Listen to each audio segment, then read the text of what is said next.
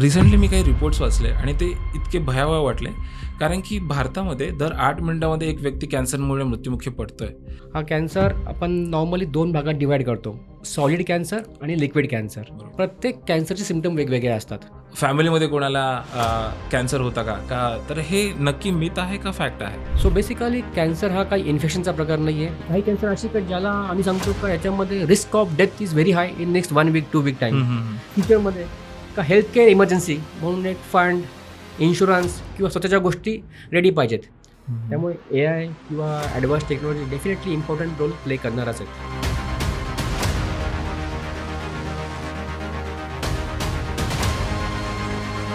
मी प्रशांत पांचाळ आणि आज आपल्यासोबत आहेत डॉक्टर अभिजित भाईती, हिमॅटॉलॉजिस्ट आणि bone marrow transfer physician. Sir, तुम्ही तुमच्या बिजी शेड्यूलमधनं आज पॉडकास्टसाठी वेळ दिला त्याबद्दल धन्यवाद. Thank you. Thank you Prashant and thank you podcast backbencher इथे इन्व्हाइट केल्याबद्दल. तर या अनुषंगाने मलाही ॲक्च्युली अपॉर्च्युनिटी मिळाली का मी माझ्या श्रोत्यांशी किंवा पेशंटशी आपण कम्युनिकेट करू शकतो. कारण हा एक खूप निग्लेक्टेड विषय आहे का ज्यामध्ये आपण ट्रीटमेंट सोडून ट्रीटमेंटच्या अनुषंगाने बाकी गोष्टी या आपण पेशंटशी किंवा नातेवाईकांशी किंवा जनसामान्यांशी बोलू शकतो. बरोबर. Thank you. It's very good initiative. Thank you so much sir. So चला, आपण कॅन्सर अवेअरनेसबद्दल बरेच प्रश्न आपण सरांकडनं समजून घेऊया. सर, रिसेंटली मी काही रिपोर्ट्स वाचले आणि ते इतके भयावह वाटले, कारण की भारतामध्ये दर 8 मिनिटामध्ये एक व्यक्ती कॅन्सरमुळे मृत्युमुखी पडतोय आणि भारतामध्ये हे प्रमाण ऑलमोस्ट 14 लाख प्रमाणामध्ये आहे आणि महाराष्ट्रामध्ये हेच प्रमाण 1,21,000 पर्यंत ही संख्या जाती आहे. आणि हे बघितलं झाल्यानंतर बऱ्याच मुलांना, बऱ्याच प्रेक्षकांना कॅन्सर म्हणजे नेमकं काय आहे हे माहिती नाही आहे. सर, तुमच्या सोप्या भाषेमध्ये कॅन्सर म्हणजे नेमकं काय हे कसं सांगताल? कॅन्सर म्हणजे ही काय बाहेरून आलेली गोष्ट नाही आहे. कॅन्सर म्हणजे काय, आपल्याच बॉडीमधली एखादी पेशी जी विदाऊट कंट्रोल वाढते. नॉर्मली मूल जन्माला आल्यानंतर तर त्याच्या ग्रोथपर्यंत प्रत्येक पेशीवर एक बॉडीचा कंट्रोल असतो. म्हणजे एखाद्या पेशीची ग्रोथ होते, एखाद्या पेशीची ग्रोथ थांबते. जसं आपली हाईट 18 वर्षानंतर वाढत नाही, तर प्रत्येक ऑर्गन, प्रत्येक function is well determined by the body system. जेव्हा हा कंट्रोल लॉस होतो तेव्हा त्या पेशींची ग्रोथ ही अनकंट्रोल होते आणि त्यालाच आपण कॅन्सर म्हणतो. हा कॅन्सर वेगवेगळ्या प्रकारचा असू शकतो. तर फॉर लेमॅन टर्म कॅन्सर म्हणजे काय, का कोणतीही पेशी विदाऊट कंट्रोल वाढणं त्याला आपण कॅन्सर म्हणतो. हा कॅन्सर आपण नॉर्मली 2 भागात डिवाईड करतो, सॉलिड कॅन्सर आणि लिक्विड कॅन्सर. बरोबर. सॉलिड कॅन्सर म्हणजे जे आपले ऑर्गन्स आहेत, जसं ब्रेस्ट कॅन्सर म्हणा, युटेराईन cancer, ovarian cancer, lung cancer. आणि लिक्विड कॅन्सर म्हणजे आपण नॉर्मली डिवाईड करतो लेमॅनमध्ये की ब्लड कॅन्सर्स. या 2 भागात आपण डिवाईड करतो. आता प्रॉब्लेम काय होतो, जेव्हा ही ग्रोथ अनकंट्रोल वाढते तेव्हा त्या अवयवामुळे किंवा त्याची साईज वाढल्यामुळे ती बाजूच्या ऑर्गनला किंवा शरीराच्या बाकीच्या ऑर्गनला अफेक्ट करते आणि त्यामुळे बाकीचे ऑर्गनचे फंक्शन पण खराब होऊ शकतात. कधी-कधी ह्याच कॅन्सर पेशी आपल्या एरियामधून लाईक की ब्रेस्ट कॅन्सर, तर फक्त ब्रेस्ट एरिया सोडून तो दुसऱ्या भागामध्ये जसं बोनमध्ये किंवा लंगमध्ये, लिव्हरमध्ये पसरू शकतो. त्याला म्हणतो आपण मेटास्टासिस. ओके. तर बेसिकली कॅन्सर म्हणजे काही बाहेरून आलेलं इन्फेक्शन किंवा बाहेरून आलेली गोष्ट नाही. ही आपल्याच बॉडीमधली एखादी सेल विदाऊट कंट्रोल वाढणं आणि त्याला आपण कॅन्सर म्हणतो. सर, याच विषयाशी मला एक प्रश्न विचारायचा होता, की जेव्हा कॅन्सर होतो तर याची सुरुवातीची लक्षणं काय दिसून येतात? कॅन्सर हा बेसिक आपण सांगितल्याप्रमाणे का एखाद्या ऑर्गनचं किंवा एखाद्या पार्टचा प्रॉब्लेम. मग जेव्हा कॅन्सर होतो तेव्हा तो पार्ट निकामी होतो, तर तो ऑर्गन निकामी होतं आणि हे निकामी झाल्यामुळे त्याच्या रिलेटेड जे फंक्शन असतात का ते फंक्शन अफेक्ट होतात. तर एक्झाम्पल त्याचं सांगितलं तर प्रत्येक कॅन्सरचे सिम्पटम वेगवेगळे असतात. काही सिम्पटम आपण खूप कॉमनली पाहतो का, जसं सॉलिड कॅन्सर किंवा लिक्विड कॅन्सरमध्ये जे कॉमन सिम्पटम आहेत का वजन कमी होणं, खूप ताप येणं, रात्रीचा ताप येणं, थकवा येणं, त्यानंतर अंगाला खाज येणं, घाम येणं, नाईट स्वेटिंग त्याला म्हणतो. हे बी सिम्पटम, हे असे सिम्पटम आपल्याला दिसतात. पण हे सिम्पटम खूप वेळा मल्टिपल आजारामध्ये पण कॉमन असू शकतात. हो. त्यामुळे जरुरी नाही का एक सिम्पटम ह्या कॅन्सरचाच आहे हे आपण कन्फर्म करू शकतो किंवा त्याला आपण लेबल करू शकतो. बरोबर. पण एक सिम्पल लेमॅनसाठी का कोणतीही गोष्ट खूप जास्त वेळ असेल किंवा खूप प्रलॉंग असेल तर त्याला निग्लेक्ट करू नका. It can be a cancer किंवा इट कॅन बी एक साधं इन्फेक्शन, काही असू शकतं. बरोबर. त्यामुळे एखादं कॅन्सर कॅन्सरचं सिम्पटम हेच आहे हे सांगणं खूप डिफिकल्ट आहे. हम्म. पण कोणतीही गोष्ट प्रॉन्ग पिरियड आहे, लाँग टाईम असेल, तर त्याला आपण निग्लेक्ट करून चालणार नाही. ही कॅन्सरची पण शक्यता किंवा लक्षण असू शकतं. याप्रमाणे आहे. सर, यामध्ये प्रत्येक व्यक्तीला आपल्या शरीराची जाणीव ठेवणं फार महत्त्वाचं आहे. कारण की तो शरीराच्या काही प्रमाणामध्ये दुर्लक्षित त्या बाजू होतात आणि ती नंतर कॅन्सरला लीड होते. तर आपल्या शरीराची चाचणी घेणे हे कितपत महत्त्वाचं आहे? सो बेसिकली आपण फक्त कॅन्सरच्या दृष्टीने बोललो तर ते थोडं चुकीचं होईल. तर मी जनरल बोलतो as a normal human being किंवा आपली बॉडी. तर एक सिंपल गोष्ट आहे, कोणतीही गोष्ट खूप लाईटली घेऊ नये किंवा कोणत्याही गोष्टीचा खूप अतिरेक करू नये. हम्म. म्हणजे एखादी शिंक आली आणि तुम्ही डायरेक्ट कॅन्सर आहे म्हणून जरी सस्पेक्ट केलं तरी प्रॉब्लेम आहे आणि तुम्हाला महिन्यापासून फीवर येतोय आणि तुम्ही नाही मला काही होणार नाही आणि मी निग्लेक्ट करतोय, हे चुकीचं आहे. त्यामुळे सिम्पटम्स कसे आहेत, सिम्पटमचे ड्युरेशन किती आहे, तुम्हाला त्रास कितपत होतोय, या दृष्टीने आपल्याला विचार करणं, त्याची काळजी घेणं जरुरी आहे. बरोबर. सर, पुढचाच प्रश्न माझा असा होता, की सर कॅन्सर नेमकं कसा होतो आणि याचा पेशींवर नेमका काय फरक पडतो? So it's very good question. कारण आमच्या करिअरमध्ये किंवा प्रॅक्टिसमध्ये आम्ही जेव्हा फर्स्ट टाईम कॅन्सरचं डायग्नोसिस ब्रेक करतो, तो पहिला क्वेश्चन असतो पेशंटचा, नातेवाईकांचा, का मलाच का? हो. मी काय केलं? नक्की. माझी काय चूक झाली का मला हा कॅन्सर झाला? हम्म. सो बेसिकली आपल्या या आजारामध्ये there is no 1 to 1 causal relation. हो. म्हणजे जसं काही फॅक्टर आहेत का, जसं स्मोकिंग केल्यामुळे लंग कॅन्सरची रिस्क वाढते, हम्म. अल्कोहोलमुळे लिव्हर कॅन्सर किंवा बाकी गोष्टीची रिस्क वाढते, टोबॅकोमुळे ओरल कॅन्सरची रिस्क वाढते. हम्म. पण या सगळ्या गोष्टी एक फॅक्टर आहेत. बरोबर. सो कॅन्सर होण्यासाठी बेसिकली 2-3 गोष्टी एकत्र येऊन त्यानंतर त्याचे चेंजेस दिसतात. त्याला हम्म. म्हणतो आपण 2 हिट थेरी और 3 हिट मेकॅनिझम. बरं. त्यामध्ये खूप वेळा आपल्या बॉडीमधले काही जेनेटिक चेंजेस, हम्म. त्यानंतर लाईफस्टाईल, हम्म. बाकीचे फॅक्टर, सराउंडिंग फॅक्टर, एन्व्हायर्मेंटल फॅक्टर, काही इन्फेक्शन, या सगळ्या गोष्टी एकत्र येऊन त्याचं रूपांतर एखाद्या आजारात किंवा कॅन्सरमध्ये आपण बी स्पेसिफिकली म्हणू शकतो. बरोबर. त्यामुळे एखाद्या गोष्टीमुळे मला हा कॅन्सर झाला असेल हे सांगणं चुकीचं आहे. हम्म. खूप सारे फॅक्टर हे त्यामध्ये एकत्र येतात. हम्म. आपल्या शरीरामध्ये बेसिकली प्रत्येक सेल सायकल म्हणजे प्रत्येक सेलचा जो जीवनमान किंवा लाईफस्टाईल असते, लाईफ सायकल त्याला म्हणतो आपण, ती एक वेल कंट्रोल असते. का प्रत्येक सेल तयार होते आणि ती काही दिवसांनी किंवा काही टाईमनंतर तिचा डेथ होते. बरं. ही जी प्रोसेस ही पूर्णपणे कंट्रोल झालेली असते. त्यामध्ये काही फॅक्टर असतात जे सेलला सर्व्हाइव्ह करायला हेल्प करतात. काही फॅक्टर असतात जे सेलच्या डेथसाठी हेल्प करतात. त्याला म्हणतो आपण apoptosis. These are all medical terms. पण ही सेल सायकल चालू असते आणि त्या दृष्टीने आपले नॉर्मल लाईफ किंवा नॉर्मल बॉडी फंक्शन चालू असतं.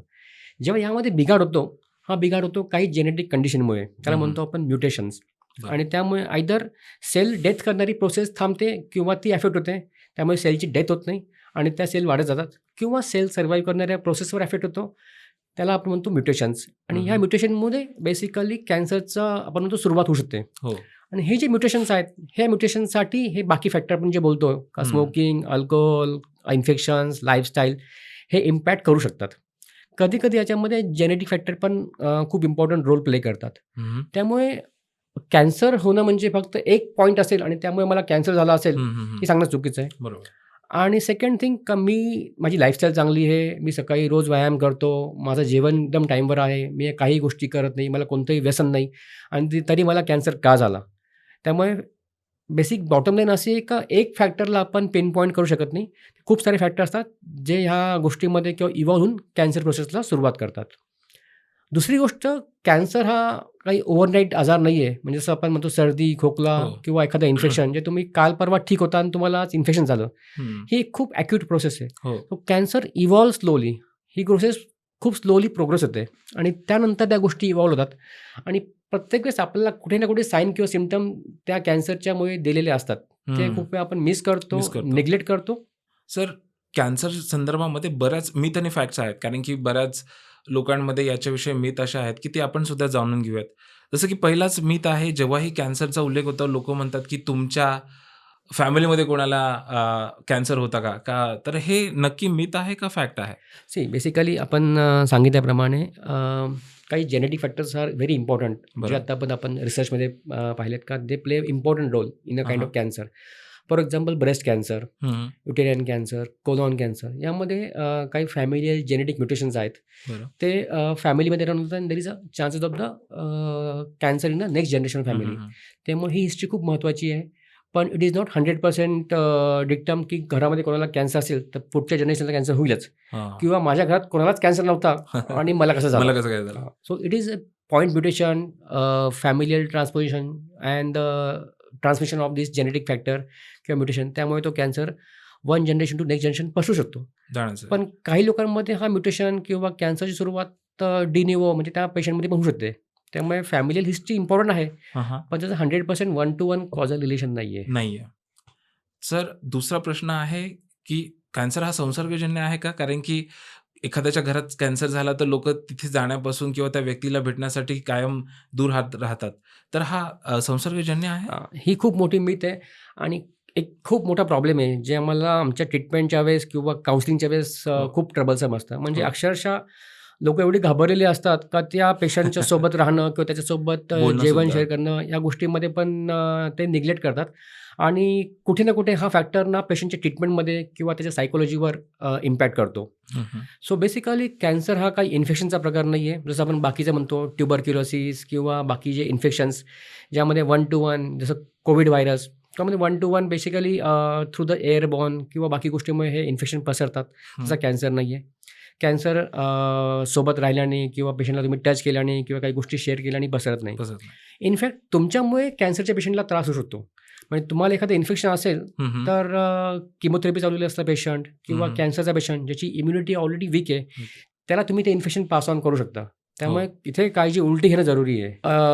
एनी स्मॉल इन्फेक्शन किंवा ते त्या कॅन्सरच्या पेशंटसाठी जास्त धोकादायक असू शकतं. म्हणजे ज्यांना कॅन्सर आहे अशा पेशंट्सला जर आपण त्या व्यक्तीने जाणं आपण टाळलं पाहिजे असं आहे? ज्याला इन्फेक्शन आहेत हां. नॉर्मल पर्सनला, व्हिजिटर्सला, त्यांनी अशा पेशंटसोबत राहणं किंवा त्यांच्यासोबत जास्त वेळ संपर्क थांबणं. राहणं हं, हे हं, चांगलं नाही पेशंटसाठी.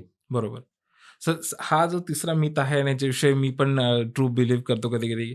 कॅन्सर हा शब्द ऐकताच सगळे म्हणतात, की हा मृत्यू आहे. तर खरंच सर कॅन्सर हा मृत्यू हे समीकरण आहे? बेसिकली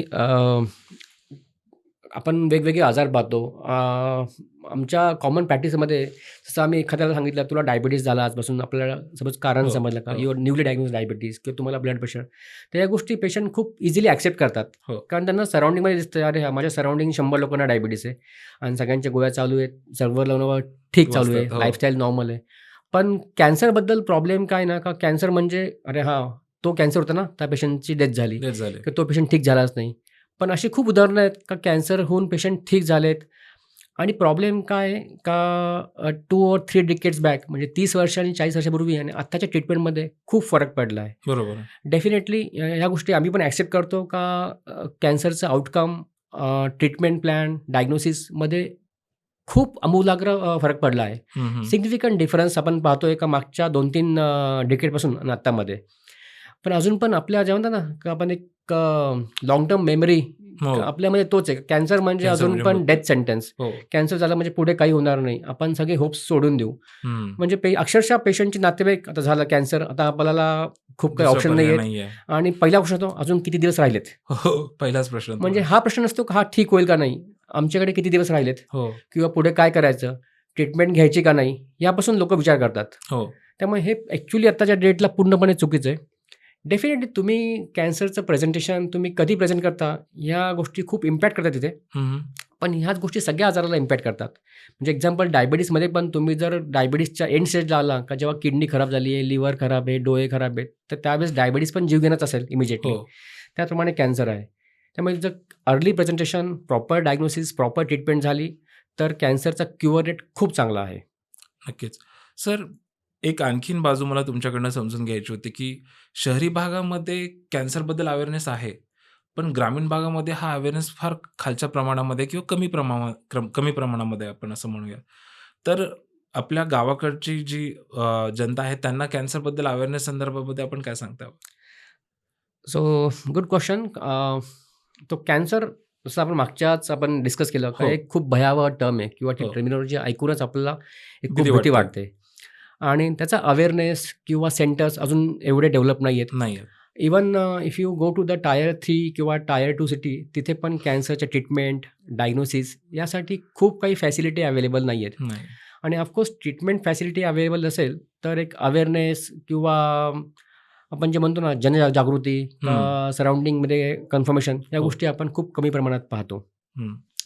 आत्ताच्या डेटला इंटरनेट, सोशल मीडिया किंवा आपले बाकीचे प्लॅटफॉर्म यामुळे कॅन्सरबद्दल माहिती मिळतेच. खूप वेळा ते चुकीची मिळते का बरोबर मिळते, हा एक पुढचा मुद्दा आहे हो. डिस्कशनचा. पण ह्या गोष्टी आपल्याला शहरी भागामध्ये जास्त कॉमनली कॉमनली पाहायला समजायला मिळतात. लागतात. प्लस एक असतो एज्युकेशनचा पार्ट. एज्युकेशन म्हणजे आपलं अवेअरनेस किंवा त्या गोष्टीबद्दल ॲक्सेप्टन्स हं, हं. किंवा खरी माहिती मिळणं, ह्या गोष्टी आपण पाहतो शहरी भागामध्ये जास्त इझिली अवेलेबल इझिली आहेत. अवेलेबल आहे. आता इंटरनेटचं पेनिट्रेशन बऱ्यापैकी ग्रामीण भागात पण आहेत. पण ती बरोबर माहिती मिळणं हे खूप इम्पॉर्टंट आहे. बरोबर. त्या बरोबर माहिती मिळण्यासाठी किंवा तुम्हाला बरोबर चॅनल मिळण्यासाठी एक कोणीतरी गाईडन्स किंवा हेल्थकेअर फॅसिलिटी असणं पण जरुरी आहे. ह्या गोष्टी अजूनही आपल्या भारतामध्ये लॅकिंग आहेत. नक्कीच. इव्हन तर शहरी भाग म्हणजे तुम्ही ग्रामीण भाग सोडाच, इव्हन टायर 3 किंवा टायर 2 सिटीमध्ये पण तेवढ्या फॅसिलिटी अवेलेबल नाही आहेत का ज्या आपण पूर्णपणे एका सेंटरला ट्रीटमेंट करू शकतो. बरोबर. शहरी भागामध्ये पण खूप कमी सेंटर आहेत ज्या ठिकाणी कॅन्सरच्या पूर्णपणे ट्रीटमेंट चालतात. हं. त्यामुळेच आपण पाहिलं असेल का there is a lot of mass movement from the one part of the city किंवा one part of the country to other part just for ट्रीटमेंटसाठी. हो. हे आपण डायबिटीज, ब्लड प्रेशर किंवा बाकी आजारासाठी पाहत नाही. म्हणजे डायबिटीज किंवा बाकी जे आजार आहेत त्याची ट्रीटमेंट आपल्या लोकल लोकल एरियामध्ये किंवा एरियामध्ये मिळून लोकल जाते. व्हिसिनिटीमध्ये होते. हं. त्यामुळे हेल्थ केअरचा खूप इम्पॉर्टंट रोल आहे. Not only for treatment but to create a awareness. Okay. कारण अवेअरनेस करताना जर चूक झाली किंवा चुकीच्या गोष्टी बसवल्या तर ह्या गोष्टी खूप धोकादायक असतात. नक्कीच. पॉडकास्ट विथ बॅकबेंचर ह्या अवेअरनेससाठीच हा आपण पॉडकास्ट प्लॅन केला आहे. मी नक्कीच सगळ्यांना विनंती करतो, की या अवेअरनेससाठी तुम्ही नक्कीच पहा आणि जास्तीत जास्त लोकांसोबत शेअर करा. सर, माझा जो पुढचा प्रश्न आहे त्यामध्ये आपण म्हणतो, की आता कॅन्सर झाला आहे, पण त्याचा ॲक्सेप्टन्स हा फार महत्त्वाचा विषय आहे, की त्या व्यक्तीने किंवा त्याच्या फॅमिलीने हे ॲक्सेप्ट करायला पाहिजे आता झाला आहे, आपण याबद्दल आता कसं ह्याला डिफीट करायला पाहिजे, याबद्दल नेमकं काय सांगताल? सो कॅन्सर हा वर्ड खूपच धोकादायक, जीवघेणा किंवा जो प्रकार डोक्यात असतो, हो. तो आपण जेव्हा आमचं डायग्नोसिस ब्रेक करतो, दॅट वेळेस like not only patient, full family एक प्रकारचा एक खूप मोठा धक्का असतो त्यांच्यासाठी. नक्कीच. आणि बेसिकली आमची फील्ड जी आहे ब्लड कॅन्सर फील्ड यामध्ये ना आम्हाला तो टाईम लिमिट कमी असतो. हो. म्हणजे फ्रॉम डायग्नोसिस आणि मागचे सिम्पटम्स. म्हणजे खूप वेळा काही कॅन्सर तर आम्ही असे पाहिलेत का लाईक रुटीन यंग एम्प्लॉई जे इयरली ॲन्युअल ब्लड चेक करतात आणि 1 month back complete blood test normal आणि जस्ट ब्लिडिंग सिम्पटम किंवा मेजर फीवर सुरू झाले आणि ब्लड टेस्ट केलं आणि आम्ही त्यांना कॅन्सरचं डायग्नोसिस कन्फर्म केलं. हो. म्हणजे त्यांच्यासाठी या गोष्टी ॲक्सेप्ट करणं का असं काय होईल आणि ते पण कॅन्सर होईल हे खूप डिफिकल्ट असतं. वाव. पण मी आपल्या या चॅनलच्या माध्यमाने हे सांगू शकतो का ज्या गोष्टी आहेत, जी फॅक्ट आहे आजच्या डेटात ती आपल्याला ॲक्सेप्ट करणं जरुरी आहे. कारण जे झालं ते झालं. त्याला पुढे काय करायचं हे महत्त्वाचं आहे. ते का झालं, कसं झालं, मलाच का झालं, या गोष्टींमध्ये खूप अडकून पडण्यात काही अर्थ नाही आहे. नक्कीच. ॲक्सेप्टन्स नसेल तुम्हाला, you can go to 2 centres, 3 centres, proper authentic centre ज्या ठिकाणी कॅन्सरचे ट्रीटमेंट चालतात. त्यांची ओपिनियन घ्या. मेडिकल फील्डमधून अननेसेसरी आमचा कोणतरी दूरचा नातेवाईक आहे, तो बोलला का तिकडे जा, हो. तुम्ही हे कन्फर्म करा किंवा या गोष्टी होऊ शकत नाही. तुमची लाईफस्टाईल एवढी हेल्दी आहे, तुम्ही बाहेरून मला पूर्ण चांगले दिसतात, तर तुम्हाला हा कॅन्सर होऊ शकत नाही. ह्या गोष्टी चुकीच्या आहेत. नक्कीच. जर कुठे आपल्याला काही ठिकाणी असे क्ल्यू मिळत असतील का हा कॅन्सर वाढतोय किंवा कॅन्सरचे सेल्स आहेत, तर प्रॉपर डायग्नोसिस करणं खूप जरुरी आहे. प्रॉब्लेम खूप वेळा काय होतो ना, एक भीती असते का मी जर टेस्ट केली आणि कॅन्सर निघाला तर काय? तर काय? आणि दुसरा असतो का म्हणजे मला काही होणार नाही, मी पूर्ण फिट आहे, मला आत्तापर्यंत काही त्रास नाही आहे, तर ह्या अशा गोष्टी मला नाही आहेत. या हं. 2 टाईपच्या लोकांमध्ये आम्ही पाहतो का maximum type they come with the delayed presentation. हो.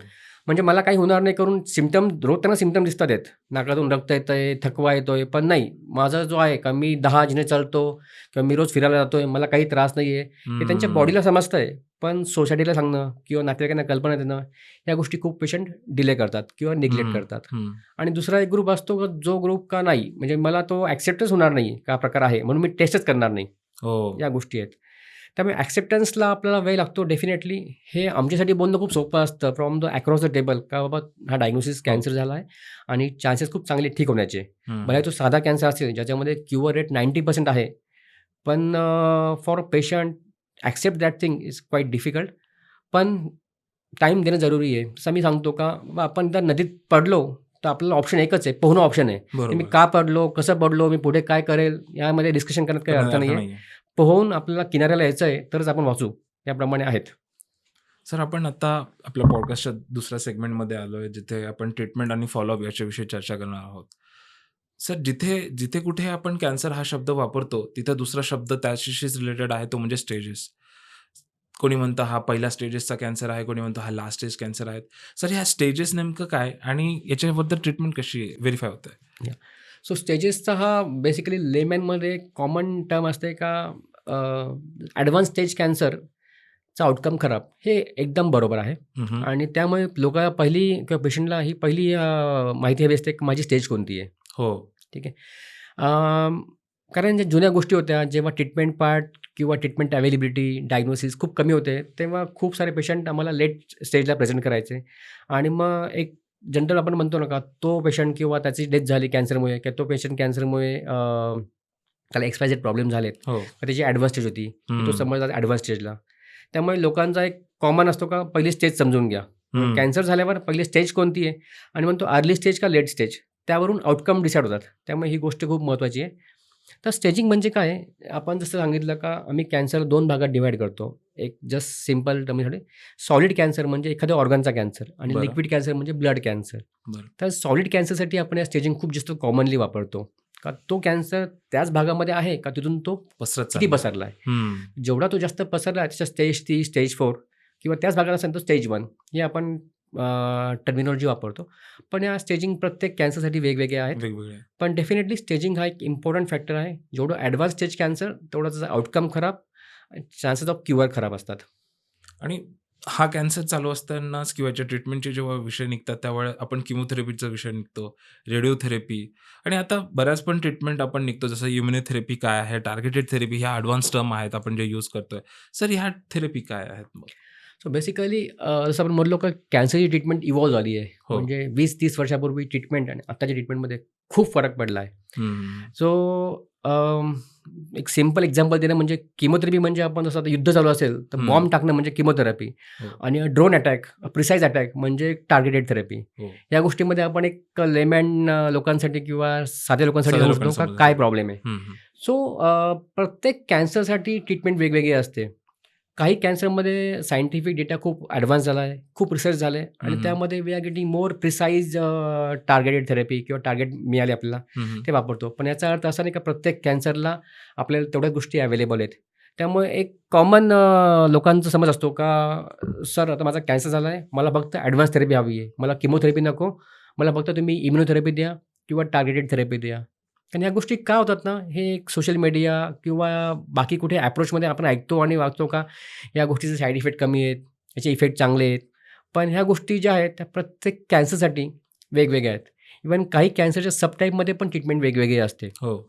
त्यामुळे पेशंट किंवा नातेवाईकांसाठी हे महत्त्वाचं आहे का हे ट्रीटमेंटचे ऑप्शन्स आहेत. किमोथेरपी म्हणजे आपण काही ड्रग वापरतो जे आपल्या नॉर्मल सेलसोबत कॅन्सर सेलला पण डॅमेज करतात किंवा त्यांच्या सेल सायकलला अफेक्ट करतात. त्यामुळे सेलची डेथ होते. हम्म. रेडिएशन थेरपी म्हणजे आपण एक पर्टिक्युलर एरियामध्ये रेडिएशन देऊन तो भाग थोडक्यात म्हणतो त्याला जाळतो किंवा त्याला आपण मारून टाकतो बरं. त्या भागातल्या पेशींना.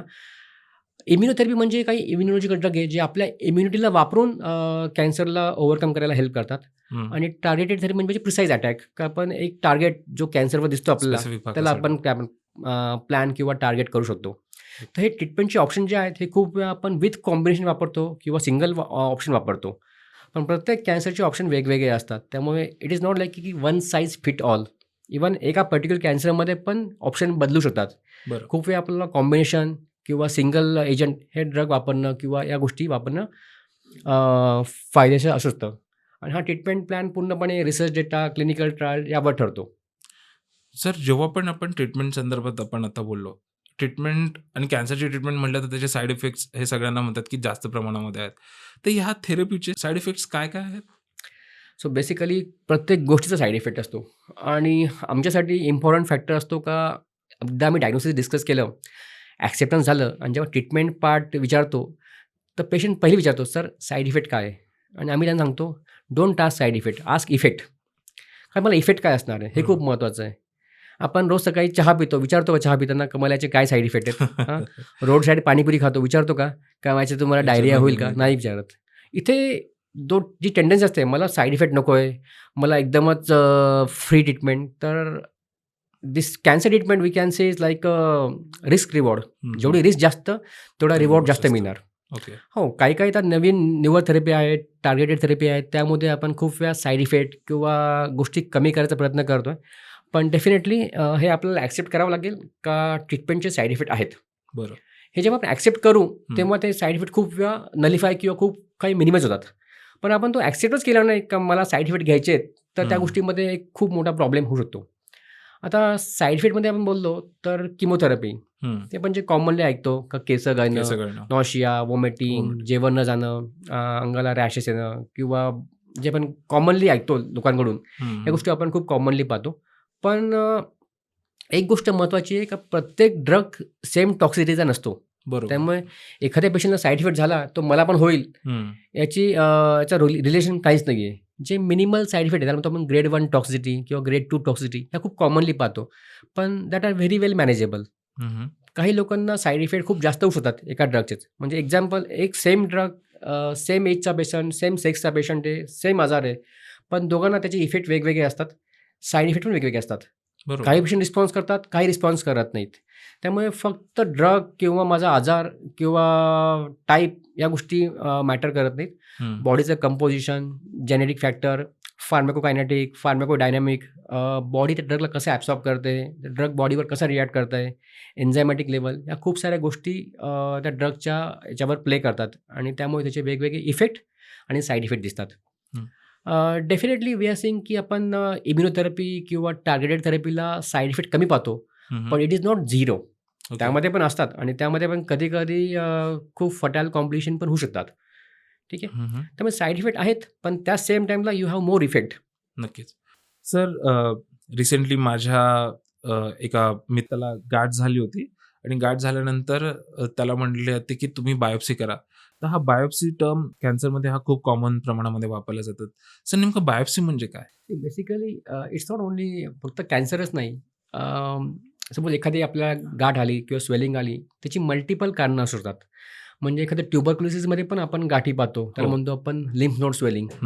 त्याचप्रमाणे एखाद्या कॅन्सरमध्ये पण जसं आपण सांगितलं का कॅन्सर म्हणजे का एखाद्या ऑर्गनची किंवा सेलची अनकंट्रोल ग्रोथ आणि त्यामुळे पण त्या ठिकाणी सूज येते, त्याला आपण गाठ म्हणतो.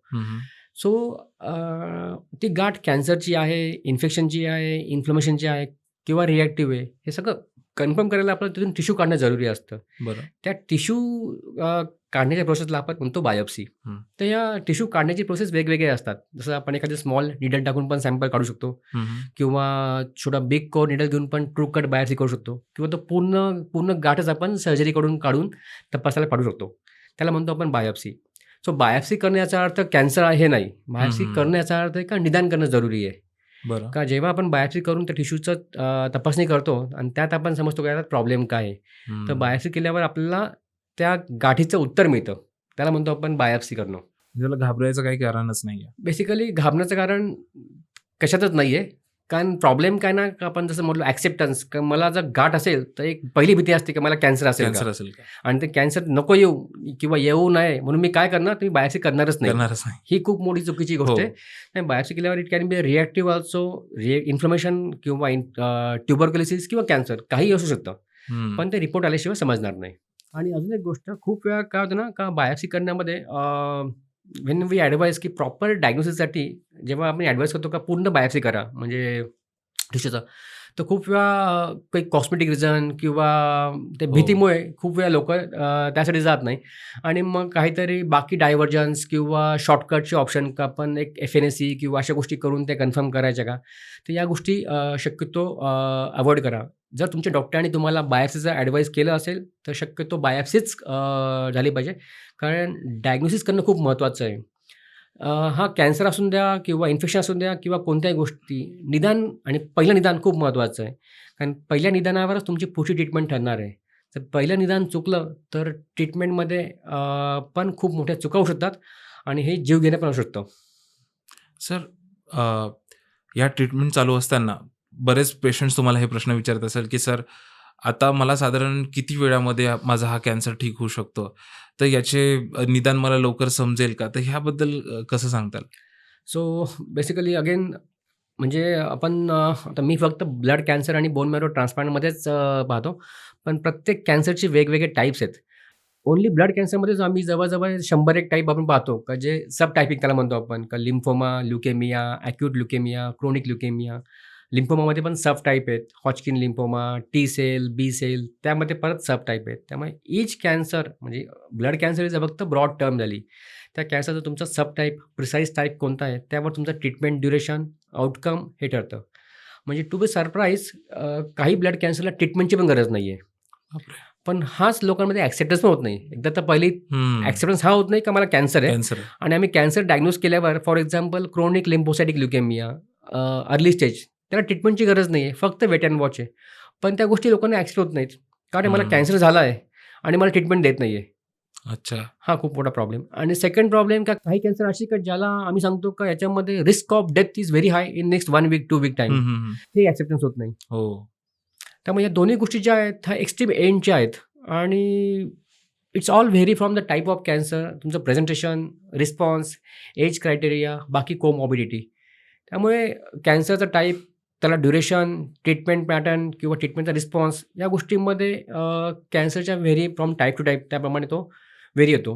काही कॅन्सर आपण आम्ही टर्म वापरतो कंट्रोल व्हर्सेस क्युअर. काही हो. कॅन्सर आपण फक्त कंट्रोल करू शकतो. कंट्रोल म्हणजे काय? का तुमचा आजार पूर्णपणे एखाद्या गोळीने कंट्रोल झाला आहे. For example chronic myeloid leukaemia. अ, जेव्हा आजार सुरू होतो तेव्हा एक ॲक्सेप्टन्स झालेला असतो का हां, हा आजार आहे, याला फक्त आपल्याला एक गोळी खायची आहे. हं. याला कोणत्या किमोथेरपीची गरज नाही, खूप काही मेजर साइड इफेक्ट नाही आहे, खूप कॉस्टली ट्रीटमेंट पण नाही आहे. पण तो एक ॲक्सेप्टन्स असतो ना, का मला क्युअर व्हायचं आहे, मला ह्या गोळ्या हो. बंद करायच्या आहेत. तर अशा गोष्टीमध्ये एक प्रॉब्लेम होतो आणि त्यामध्ये थोडा ट्रीटमेंट पार्ट डायव्हर्ट होतो. हं. हे आम्ही खूप वेळा पाहतो का बाकी बाहेर मग ते फेक नॅरेटिव्ह का आम्ही तुमचा हो. आजार क्युअर करू, तुम्ही ट्रीटमेंट लाँग टर्म घ्यायची गरज नाही आहे. तर या हं. गोष्टीमध्ये एक खूप इम्पॉर्टंट आहे का अ, आपला जो आजार आहे, तो आजार, त्याचं treatment plan, long term duration हे डॉक्टरांशी व्यवस्थित समजून घ्या. बरोबर. डॉक्टर काय बोलतात आहे, एक आपल्याच मनामध्ये एक आपण प्री डिटरमाइंड थॉट ठेवला का नाही मला याच्यातून हेच झालं पाहिजे किंवा असं मिळालंच हं. पाहिजे, हं. हे शक्य नाही आहे. बरोबर. प्रत्येक कॅन्सर वेगळा आहे आणि प्रत्येक कॅन्सर प्रत्येक पेशंटमध्ये वेगवेगळा बिहेव करतो. म्हणजे एकच टाईपचा कॅन्सर 2 लोकांमध्ये पण वेगवेगळा वेगवेगळ्या बिहेव पद्धती. करू शकतो. त्यामुळे डोंट कंपेअर की XYZ रिलेटिव्ह किंवा त्याचा तो पेशंट तो ठीक झाला आणि मी पण त्यामुळेच ठीक होईल किंवा तो खराब झाला तर माझी पण हं. तब्येत खराब होईल, हे चुकीचं आहे. सर फॉलोअप हा तुमच्या दिवस दैनंदिन जीवनातला हा फार कॉमन टर्म आहे फॉलोअप. तर बरेच पेशंट त्यांचा फॉलोअप मिस करतात आणि त्याच्यामुळे त्यांच्या ट्रीटमेंटवर सुद्धा इफेक्ट होऊ शकतो. तर हा फॉलोअप ठेवणं हा कितपत महत्त्वाचा आहे पेशंटसाठी? हे this is the most important part of the continuation. हं. म्हणजे कॅन्सरचे ट्रीटमेंट आम्ही 2 भागात डिवाइड करतो. एक तर आहे खूप कॅन्सरमध्ये इंडक्शन किंवा इनिशियल कॅन्सर कंट्रोल. हं, हं. तर तो इनिशियल कॅन्सर कंट्रोल झाल्यावर खूप वेळा एक पेशंटला एक बरं वाटतं. ओव्हरऑल वेल बिंग फीलिंग चांगली येते हं, हं. आणि त्यानंतरचा पार्ट असतो का हा कॅन्सर रिकरंट होऊ नये, रिकरन्स होऊ हो, नये हो. किंवा तो एक कंट्रोलमध्ये राहावा. त्यासाठी फॉलोअपची गरज असते. हं. तर हा फॉलोअप पण प्रत्येक कॅन्सरप्रमाणे वेगवेगळा व्हेरी होतो आणि त्या दृष्टीने हे खूप महत्त्वाचं आहे का फॉलोअप ठेवणं खूप जरुरी आहे. हं. काही फॉलोअप 1 वर्ष चालतात, काही फॉलोअप 2 वर्ष चालतात, काही फॉलोअप आयुष्यभर चालू शकतात.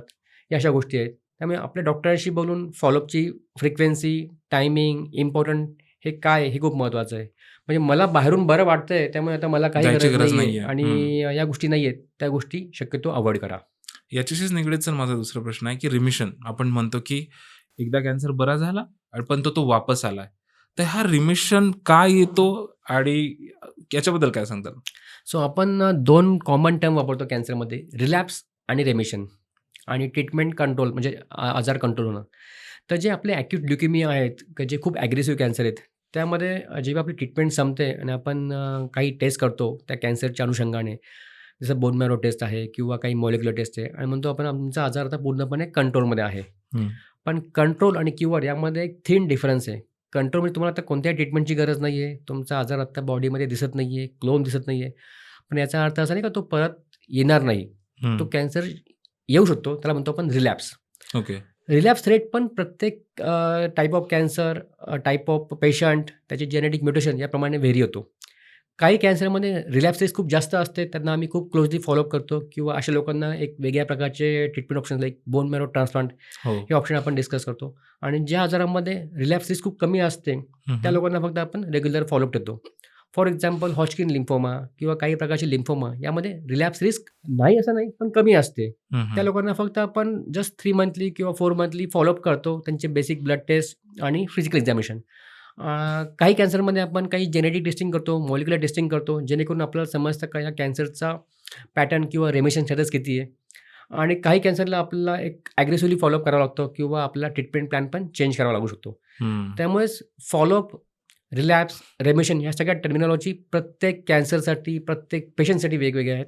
तुमच्या डॉक्टरांशी व्यवस्थित बोलून या सगळ्या गोष्टी समजून घ्या आणि त्याप्रमाणे फॉलोअप चालू ठेवा. कोणीतरी XYZ पर्सन किंवा मला कोणी सांगितलं असं करा किंवा कोणी तसं करा, ज्याला त्या एरियातलं नॉलेज शून्य आहे, या लोकांचं ऐकू नका. म्हणजे आम्ही खूप वेळा पेशंटला सांगतो, तुमचा सबसे मोठा शत्रू तुमची जे असतात ना जवळपासची लोकं, ज्यांना त्याच्यातलं हो. नॉलेज शून्य आहे. हं. पण तू असं करू नको, की तू इकडे जा, तू तिकडे जा, त्यांनी असं केलं, ह्यानी ही ट्रीटमेंट बंद केली, त्यांनी त्या गोष्टी केल्या. हे कोण लोकं आहे हे त्या कोणाला माहीत नसतं. फक्त ऐकलं असतं का ऐकलेलं त्यांनी असतं. मला सांगितलं. हे त्यांनी कोण आहे हे त्यांनाही माहीत नसतं. फक्त येऊन आपलं एक 5 मिनिटांमध्ये पेशंटला काहीतरी ओपिनियन देऊन द्यायचं आणि त्याची रुटीन प्रोटोकॉलमध्ये किंवा रुटीन ट्रीटमेंटमध्ये काहीतरी डिस्टर्ब करायचं. पण त्यांचा हा हेतू नसतो. पण तो खूप वेळा ते अनुषंगाने एक ह्युमन होऊन जातं. टेंडन्सी आहे, का मी येऊन काहीतरी इनपुट देऊन गेलो आणि माझं काम झालं. हं. ना तो त्याला सपोर्ट करतो, ना पुढे फॉलोअप घेतो आणि त्या ट्रीटमेंट पार्ट बदलल्यामुळे किंवा डायव्हर्ट झाल्यामुळे पुढे काय आउटकम खराब झालं, काय बोलणं सोपं असतं बाबा. का कॅन्सर हो. होता त्यामुळे झालं. हं. सर, कॅन्सर म्हटल्यानंतर हा एक खर्चिक आहेच. तर गव्हर्नमेंटकडनं अशा पेशंट्सला काही मदतीचा किंवा आपण काही याच्या उपचार पद्धतीमध्ये आपण मदत होते का याचे? हा एक खूप इम्पॉर्टंट इश्यू आहे आणि पर्टिक्युलरली इंडियामध्ये किंवा एनी डेव्हलपिंग कंट्रीमध्ये. कारण एक it's not only about the cancer, it's hmm. About the health care. हो. ही मी कॉमन टर्मिनॉलॉजी वापरतो या अनुषंगाने. जसं आता आपण म्हणतो का खूप वेळा पेशंट किंवा एखादा नॉर्मल हं. आपण का बाबा तुम्ही बाहेर हॉटेलमध्ये जा, there we don't compare that cost of that food material हं, विथ द हं. आपली प्रिपेरेटिव्ह कॉस्ट किती आहे. का तिथे हो. आपण ॲम्बियन्स, लक्झरी किंवा या गोष्टी तिथे आपण खूप खर्च करतो किंवा पण जेव्हा ट्रीटमेंटचा पार्ट येतो तेव्हा आपल्याला कुठेतरी काहीतरी मनात आखडतं. हो. हे का होतं? It's basically human psychology. हं. जेव्हा आपण एखादी गोष्ट जसं लक्झरी गोष्टी आहेत, गाडी म्हणा किंवा हॉटेलमध्ये जा म्हणा, या गोष्टी आपण आपल्या मनाने तिथे गेलेलो असतो. नक्कीच. त्या आपलं माइंडसेट रेडी असतं का मला इथे एवढा खर्च करायचा आहे, येणारच. माझं एवढं लिमिट आहे. त्या गोष्टी आपण आपल्या परीने विचार करून खर्च करतो. तिथे आपलं माइंड रेडी असतं किंवा Ready ॲक्सेप्ट असतं. हेल्थ केअर प्रॉब्लेममध्ये एक्झॅक्टली अपोजिट होतं. आपण हं. कधी विचार केलेला नसतो, की मी आजारी पडेल किंवा मला प्रॉब्लेम येईल आणि कोणालाही आवडत नाही का सुद्धा आजारी पडावं किंवा आपल्याला एखादा आजार व्हावा. म्हणजे तो साधा कोरोना म्हणा किंवा न्यूमोनिया, का सर्दी खोकला, डायबिटीज का कॅन्सर. हं. कोणालाही स्वतःला आवडत नाही का मला नाही, एखादा आजार व्हावा. आणि जेव्हा तो आजार होतो आणि त्यात जर कॅन्सर असेल, तर पहिलेच आपलं एक मानसिक खच्चीकरण मानसिक झालेलं खच्चीकरण असतं आहे. आणि त्यानंतर पुढचा गोष्ट येतो खर्चाचा. खर्च. म्हणजे काही कॅन्सरमध्ये डायग्नोस्टिक करण्यासाठीच या एवढ्या गोष्टी असतात का ज्या ठिकाणी खूप पेशंट आपले प्रॉपर डायग्नोसिस पोहोचेपर्यंत खर्च करू शकत नाही. हं. त्यामुळे माझं म्हणजे श्रोत्यांना सांगणं एक काम आहे का जसं आपण आपल्या बाकी गोष्टीसाठी एक प्लॅन करतो त्याप्रमाणे एक फ्युचरमध्ये का हेल्थ केअर इमर्जन्सी म्हणून एक फंड, इन्शुरन्स किंवा स्वतःच्या गोष्टी रेडी पाहिजेत.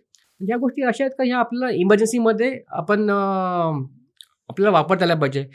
तो एक जो शॉक असतो ना का डायग्नोसिस आणि एक्झाम्पल कॅन्सरचं, त्यानंतरचा सबसे मोठा प्रॉब्लेम आम्हाला फेस होतो तो म्हणजे फायनान्सेस. फायनान्शियल. आणि या गोष्टीमध्ये बेसिकली इंडिया किंवा एनी डेव्हलपिंग कंट्रीज तुम्ही डेव्हलपिंगच सोडा, डेव्हलप्ड कंट्रीमध्ये पण nobody can give the 100% health care facility to all the citizens. या गोष्टी खूप डिफिकल्ट आहेत to manage at particular level. पण त्या दृष्टीने आपल्याकडे खूप साऱ्या गोष्टी अवेलेबल आहेत. सपोर्ट सिस्टीम आहेत, गव्हर्नमेंट फंडिंग आहेत, हो. NGO आहेत किंवा काही प्रायव्हेट कंपन्या आहेत ज्या CSR इनिशिएटिव्हमधून पण मदत करतात. हं. पण या मदतीला पोहोचेपर्यंत ते निदान होणं खूप जरुरी असतं. हो. आणि खूप वेळा निदान करण्यामध्ये एक टायमिंगवर पोहोचणं, नंतर प्रॉपर हेल्थ केअर फॅसिलिटीमध्ये जाणं, त्या टेस्ट होणं, ह्या सगळ्या गोष्टी खूप महत्त्वाच्या असतात. तर एक खूप इम्पॉर्टंट पार्ट आहे तो म्हणजे का एक हेल्थ केअर इमर्जन्सी म्हणजे एक आपलं स्वतःचं एक फंड आपण बाजूला फंड ठेवला पाहिजे. पाहिजे आणि to have the deep insurance penetration. कारण हम्म. इन्शुरन्स ही आता काळाची गरज आहे. हो आपण पाहिलं असेल कोविडनंतर जसा इन्शुरन्सचा एक अवेअरनेस वाढला, हो पण हाच अवेअरनेस अजून ग्रामीण भागामध्ये नाहीये. तेवढा पसरलेला नाही आहे. त्यामुळे आम्ही खूप वेळा पाहतो का शहरी भागामधल्या पेशंटमध्ये किंवा याच्यामध्ये इन्शुरन्सचं एक अवेअरनेस चांगलं वाढलेलं आहे. हो ते ग्रामीण भागामध्ये नाही आहे. तर एक इन्शुरन्स ही एक गोष्ट आणि सेल्फ सफिशियन्सी. आता ह्या इन्शुरन्सच्या गोष्टी किंवा ह्या गोष्टी प्रत्येकाला शक्य नाही आहेत. तर काही गव्हर्नमेंट इनिशिएटिव्ह आहेत, गव्हर्नमेंटच्या योजना आहेत, हो बाकी फंड आहेत. त्या गोष्टीमध्ये पण लोकांना किंवा या आजारामध्ये खूप काही मदत होऊ शकते. पण इम्पॉर्टंट आहे त्यामध्ये पण अवेअरनेस का प्रॉपर चॅनलला पोहोचणं आणि प्रॉपर गोष्टी मिळणं. नक्कीच. आज आम्ही जो पाहतो प्रकार तो असतो का ज्याची ओळख आहे त्याला हम्म. मदत होते आणि ज्याची ओळख नाही आहे त्याला मदत होत मदत नाही. नाही. आणि कधी-कधी ओळख असून त्याचा गैरफायदा पण होतो. पण ह्या गोष्टी कंट्रोल करणं खूप डिफिकल्ट आहे. पण आहेत म्हणजे पैसा नाही आहे म्हणून ट्रीटमेंट होत नाही. ह्या गोष्टी आत्ता तरी आता नाही आहे. ऑप्शन भरपूर आहेत. प्रॉपर चॅनलला पोहोचणं, प्रॉपर गोष्टी कुठे अवेलेबल आहेत त्या गोष्टी माहीत होणं हे खूप जरुरी आहे. व्ह्युअर्सला नक्कीच सांगेल की तुमच्या आयुष्यामधील तुम्ही नक्कीच ठराविक रक्कम तुमच्या हेल्थ इन्शुरन्समध्ये करून ठेवा, कारण की हेल्थ इन्शुरन्समुळे तुमचा बराच फायदा होऊ शकतो. सर आता कॅन्सरबद्दल आपण 2 स्टेजमध्ये बोललो की कॅन्सरचं निदान झालं, त्याचे ट्रीटमेंट ऑप्शन डिसाईड झालं. सगळ्यात महत्त्वाचा आणि कन्फ्युजन प्रश्न हा आहे की कारण की सध्या एका ठराविक आजारासाठी बरेच ऑप्शन्स आपल्याला दिसतात. तर डॉक्टर निवड कशी असली पाहिजे? कशी करावी आपण?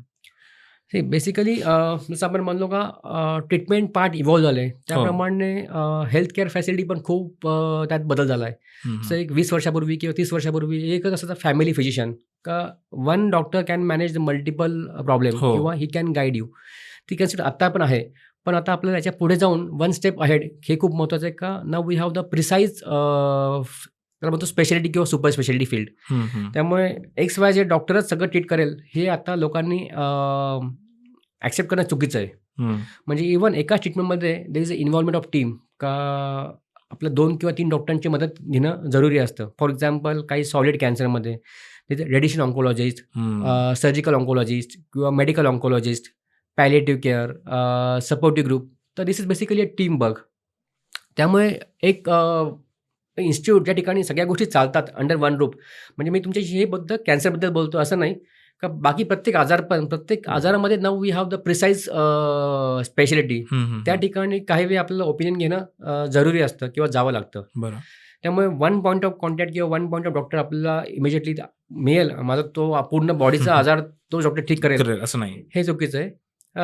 डेफिनेटली आपले जे फॅमिली फिजिशियन किंवा जनरल प्रॅक्टिशनर असतात ते तुम्हाला व्यवस्थित गाईड करतात का you have to go to the which speciality for the particular problem. हं. कारण बेसिक आजार किंवा बेसिक ज्या गोष्टी असतात ज्या आपण म्हणतो का एक आपले फॅमिली फिजिशियन किंवा जनरल हो. प्रॅक्टिशनर ना सिम्पटम समजतात आणि त्याप्रमाणे ते खूप वेळा टर्शरी केअर सेंटरला रेफर करतात आणि त्याप्रमाणे मग आपण सिम्पटम काय आहेत त्याप्रमाणे पर्टिक्युलर एरिया किंवा पर्टिक्युलर ब्रँचच्या डॉक्टरांना भेटतो. हं. त्यामुळे डे वन पासून सांगणं खूप डिफिकल्ट होतं का हा त्रास झाल्यावर तू या डॉक्टरना भेट किंवा ह्या गोष्टी झाल्यावर हां. या गोष्टी.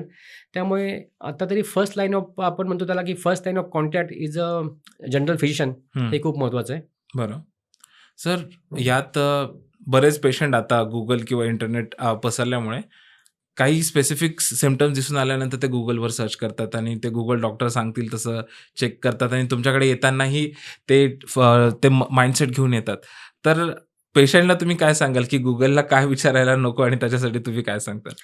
ह्या गोष्टी आता आपण श्रोत्यांना प्रत्येक जो हे पॉडकास्ट ऐकतोय प्रत्येकाला हा क्वेश्चन किंवा या बद्दल पूर्ण माहिती असेलच. Even not for the patient, even doctor also आम्हाला पण काही आमच्या फील्डच्या व्यतिरिक्त दुसरा काही प्रॉब्लेम आला तर आम्ही पहिले Google सर्च करतो. अँड हे आता त्याला म्हणतो आपण काय काळाची गरज म्हणा किंवा दिस इज नॉर्मल प्रोटोकॉल. काही झालं का first thing will be Google. Not only Google. About that तुमचं आजारच. तुम्हाला कुठे जायचं आहे, काय खायचं आहे, हो. तिकीट बुक करायचं आहे, everything we are going on internet. Internet. त्या गोष्टी आहेत पण it's a double edge sword हं. बेसिकली.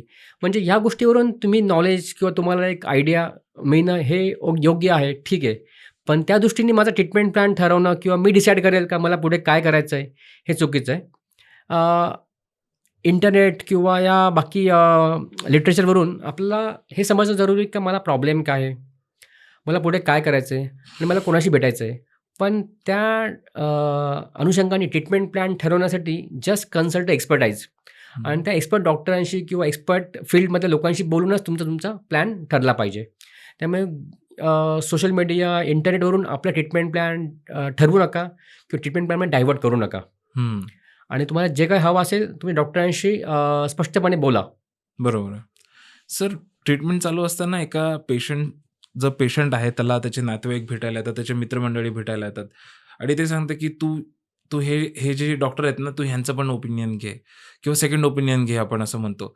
हे सेकंड ओपिनियन घेणं कितपत म्हणजे हे घ्यावं किंवा नाही घ्यावं? See it's very important. Trust is more important in any treatment part. म्हणजे आम्ही जे पाहतो का जेव्हा आपण ट्रीटमेंट सुरू करतो तर 50% इज बेसिकली आपलं science, medical therapy, medications. The remaining 50% basically पेशंटचा कॉन्फिडन्स, सराउंडिंग, ट्रस्ट आणि ट्रीटमेंटमधलं त्याचं हे योगदान हे खूप महत्त्वाचं आहे. फक्त मेडिकल थेरपी प्रत्येक पेशंटला क्युअर करू शकत नाही. हं. सेकंड थिंग हे ॲक्सेप्ट करणं जरुरी आहे का there is no 100% cure for any disease. म्हणजे बरोबर. तुम्ही आला तर मला गॅरंटी द्या मी ठीक होईल का नाही. ठीक होईल. या गोष्टी नाहीत. काही आजारांचं आउटकम खूप चांगलं आहे, काही आजारांचं आउटकम खूप खराब आहे. हं. या गोष्टी सायन्सने किती पण ॲडव्हान्स केलं तरी आपण प्रत्येकाला प्रत्येक आजारातून वाचू शकत नाही. हे फॅक्ट आपल्याला ॲक्सेप्ट करणं जरुरी आहे. बरोबर. Regarding second opinion we always recommend patient to take second opinion, third opinion, पण from the expertise. Okay. Not from that की तुम्हाला कॅन्सर झाला आहे आणि तुम्ही XYZ ज्याला त्या कॅन्सरची काही आयडिया नाही आहे बरोबर आहे. आणि तुम्ही त्याच्यावर जाऊन ओपिनियन घेताय किंवा तुमचा तो नातेवाईक म्हणतोय का तुम्ही इकडे जा, तिकडे अल्टरनेटिव्ह थेरपी आहे, किमोथेरपीची गरज नाही आहे किंवा मी हो. या आजाराने किंवा मी हे खाल्ल्याने बरं झालं किंवा मी सकाळी माझ्या लाईफस्टाईलमध्ये चेंज केलं आणि मी बरं झालो. बरोबर आहे. या चुकीच्या गोष्टीवर पडू नका. ओपिनियन घ्यायचं असेल तर तुमच्या डॉक्टरांशी स्पष्ट बोला का sir I am not accepting the diagnosis. मला हे शक्य होत नाही काय मला कॅन्सर झाला आहे की हे मला डायजेस्ट होत नाही आहे. तर मला याचं ओपिनियन घ्यायचं आहे. तर you can take 2 opinion, 3 opinion. तुमच्या डॉक्टरांशी बोला. That will create more trust and it will help to plan the further treatment. हं, हं, हं. तर आपण साधी गाडी घेताना 10 ठिकाणी इन्क्वायरी करतो. हो. आता खूप मोठा आजार झाला असेल नक्कीच. तर definitely second opinion, third opinion घेतलंच पाहिजे. आणि जेव्हा आपण ओपिनियन घेतोय सेम एक्सपर्टाईज फील्डचे आणि सगळ्यांची जेव्हा ओपिनियन सेम पडतात तेव्हा ते ॲक्सेप्ट करणं खूप जरुरी आहे. बरोबर आहे. सर, ही ट्रीटमेंट चालू असताना तुम्ही सुद्धा हे ऑब्झर्व्ह केलं असेल तर कोणी म्हणतं की आयुर्वेदिक ट्रीटमेंट घेतली पाहिजे, होमिओपॅथिक ट्रीटमेंट घेतल्या पाहिजे किंवा यामध्ये बऱ्याच अंधश्रद्धेचा पण प्रकार तुम्ही बघत आला असेल. तर हे घेणं कितपत योग्य आहे? See basically I am not expertise in the Ayurvedic किंवा होमिओपॅथी फील्ड. हं. प्रत्येक फील्डचं काही ॲडव्हान्टेज आणि डिसॲडव्हान्टेज आहे. बाकी ट्रीटमेंट घेण्यामध्ये प्रॉब्लेम काही नाही आहे, पण फक्त प्रॉपर एक्सपर्टाईज लोकांना भेटणं खूप जरुरी आहे हो. त्या फील्डमधल्या पण. म्हणजे जस्ट एक कॉमन टर्म आहे का ॲलोपॅथीमध्ये खूप साईड इफेक्ट आहे, ॲलोपॅथी नको आणि असा एक कॅन्सर झाला आहे, तो काय पेशंट ठीक होणार नाही आहे, त्यामुळे तुम्ही ॲलोपॅथिक घेऊन फक्त अल्टरनेटिव्ह थेरपी घ्या, हे पूर्णपणे चुकीचं आहे. बरोबर आहे. You can go with the combine therapy also, single therapy, जे हवं त्या गोष्टी. पण ज्या काय फील्ड तुम्ही सिलेक्ट करताय त्या फील्डच्या एक्सपर्टाईज डॉक्टरकडे भेटा. हं. अननेसेसरी समबडी इज क्लेमिंग की मी तुमचा 100% कॅन्सर क्युअर करेल माझ्याकडे या, हे चुकीचं आहे. हे मी आत्ताही बोलतो. Yes definitely cancer is a all or none phenomena. तुम्ही पूर्णपणे ठीक व्हाल किंवा तब्येत पूर्ण खराब होऊन जीवाला धोका होऊ शकतो. या दोन्ही गोष्टी आपण ॲक्सेप्ट करणं जरुरी आहे. पण ट्रीटमेंट डायव्हर्जन आम्ही खूप वेळा पाहतो आणि ह्या प्रॉब्लेमॅटिक आहेत गोष्टी. आणि या खूप वेळा काय होतात कधी-कधी आपण ट्रीटमेंट सुरू केल्यावर रिस्पॉन्स रेट जो आपल्याला हवा असतो तो मिळत नाही बरोबर आहे. किंवा डॉक्टरांकडून काही संकेत मिळतात का बाबा याच्यामध्ये थोडी रिस्क आहे किंवा चान्सेस आहेत आपल्याला रिस्पॉन्स मिळत नाही या गोष्टी. आणि थर्ड थिंग मी जे मागे बोललो त्याप्रमाणे सराउंडिंग हो. तुमचा so called well wisher group जो तुम्हाला बिलकुल हेल्प करत नाही पण ट्रीटमेंट डायव्हर्ट करायला आणि या घटनेमध्ये त्या गोष्टी नेहमीच आणि सर ती पुढे ट्रीटमेंट असतात. डायव्हर्ट झाल्यानंतर त्या ट्रीटमेंट्स त्या कंटिन्यू करतात आणि बॅक ते त्यांना जेव्हा समजतं की आता माझी ट्रीटमेंट म्हणजे मला रिॲक्ट होत नाहीये, ते बॅक टू जेव्हा तुमच्याकडे येतात त्यावेळेस कॉम्प्लिकेशन्स मे बी वाढले जाऊ शकतात. तर त्यामुळे मी म्हणजे तुम्ही सजेस्ट केलं त्याप्रमाणे मी सांगेल की तुमची प्रायमरी ट्रीटमेंट जी आहे तुम्ही कंटिन्यू करा आणि ॲटसेल्स बाकीच्या ट्रीटमेंट्स तुम्ही सेकंड ओपिनियन घेऊ शकता. सर, आपण आपल्या पॉडकास्टच्या 4थ्या सेगमेंटमध्ये आलोय आणि ज्याच्यामध्ये आपण सोशल आणि पर्सनल ॲस्पेक्ट आपण जाणून घेतोय. सर, आणि हा पहिलाच प्रश्न माझा असा आहे की तुम्ही आता इंटरनेटवर किंवा सोशल मीडियावर बघत असतात की मोस्ट ऑफ द सेलिब्रिटीज जे आहेत, जेव्हा त्यांना कॅन्सर होतो ते बाहेर उपचारासाठी जातात बाहेर देशांमध्ये. तर असं का बरं? किंवा भारतामध्ये इतपत आधुनिक शस्त्रक्रिया नाही असं काही आहे का?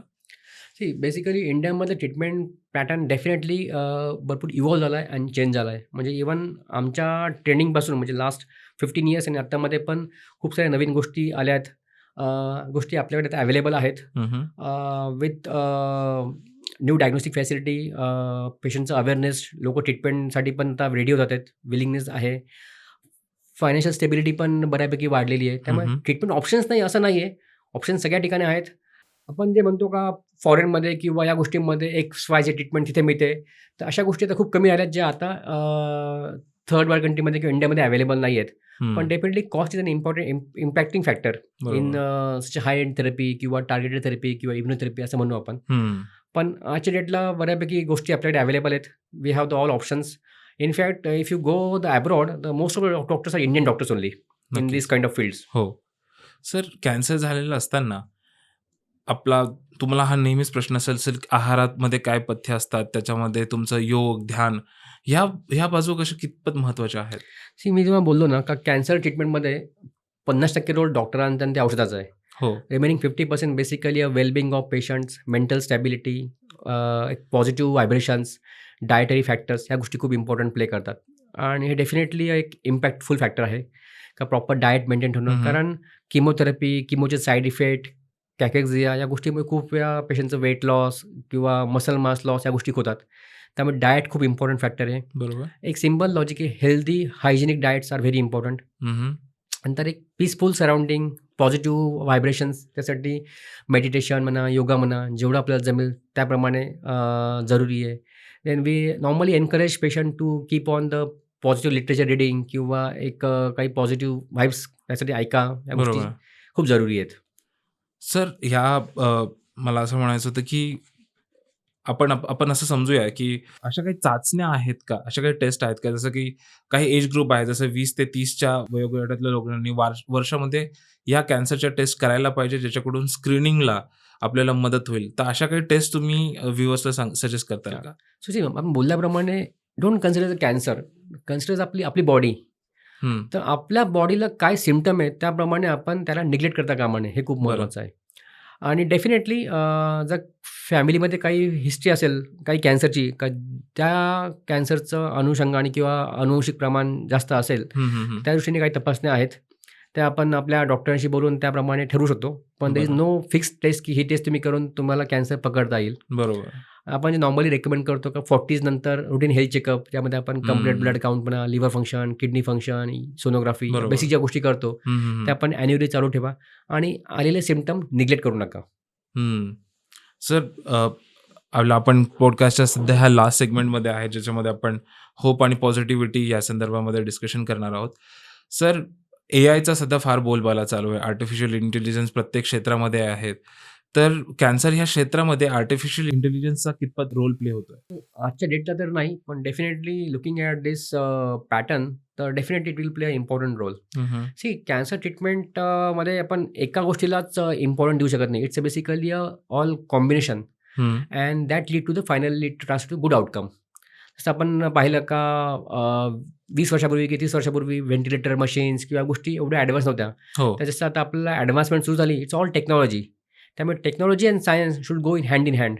That will basically translate to a good outcome. हं, हं. त्यामुळे एआय किंवा advance technology definitely important role play करणारच आहेत. सर येणाऱ्या 5 ते 10 वर्षामध्ये डाउन द लाईन रिसर्च डेव्हलपमेंटमध्ये रिसर्चमध्ये कॅन्सरच्या रिसर्चमध्ये तुम्हाला काय फरक दिसून येतोय?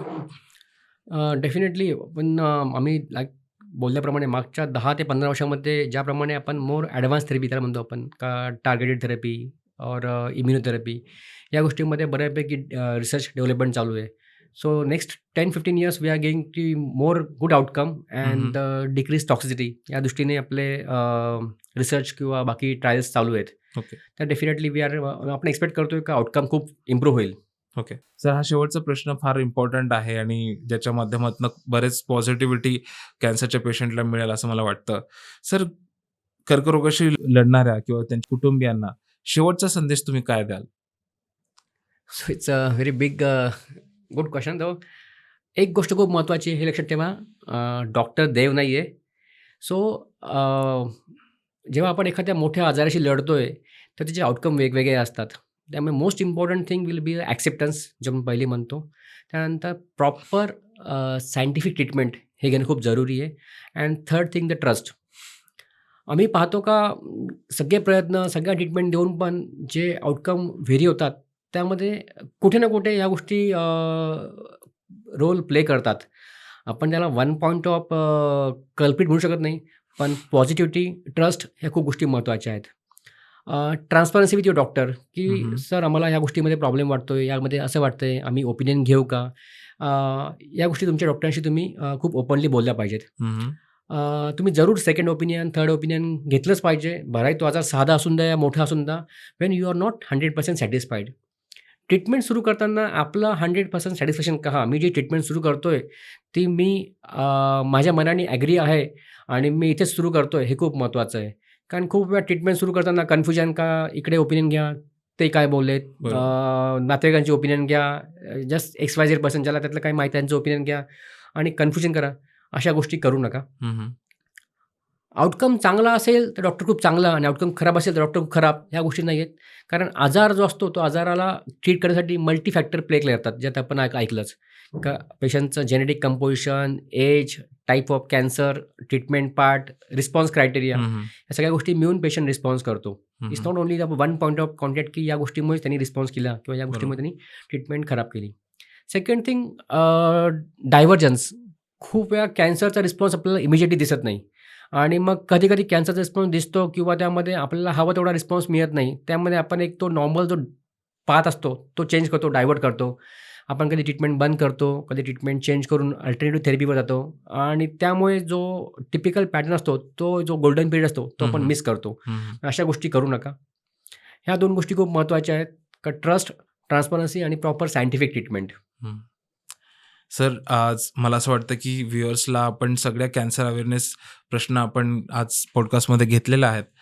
तुम्ही तुमच्या आज वेळेमधनं मूल्यवान असं गाईडन्स केलं आहे, त्याबद्दल मी तुमचं परत एकदा धन्यवाद मानतो आणि सर थँक यू तुम्ही आज दिलेल्या वेळाबद्दल. Thank you Prashant. Thank you so much.